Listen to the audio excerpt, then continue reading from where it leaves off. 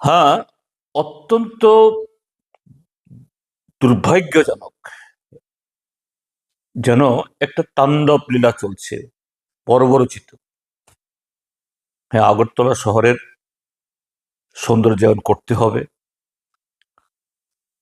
পথচারী যান চলাচলে গতি আনতে হবে, সেখানে এই এটার সুযোগ সুবিধা বাড়াতে হবে, পথচারীরা যাতে ফুটপাত দিয়ে চলতে পারেন করতে হবে। এটা কেউ তার বিরোধী না,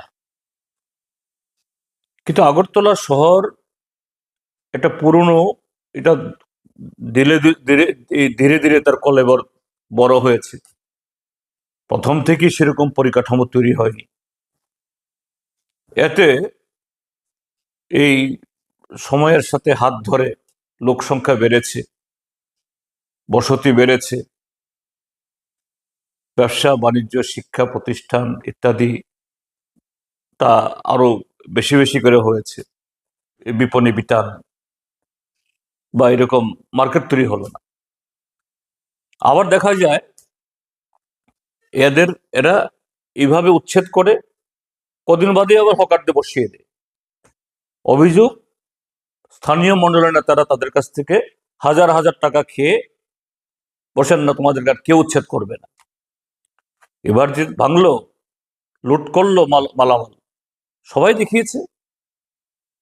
এদের যে লাইসেন্স দিয়েছে এই কর্পোরেশন,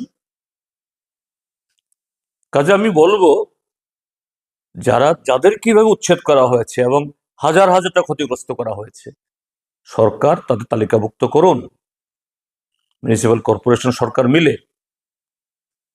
এবং তোমাদের সরকার আছে কেন্দ্রে, খালি জায়গা দেখে সেখানে এরকম বহু সুবিধাযুক্ত ব্যবসা প্রতিষ্ঠানের একটা ব্যবস্থা করুন।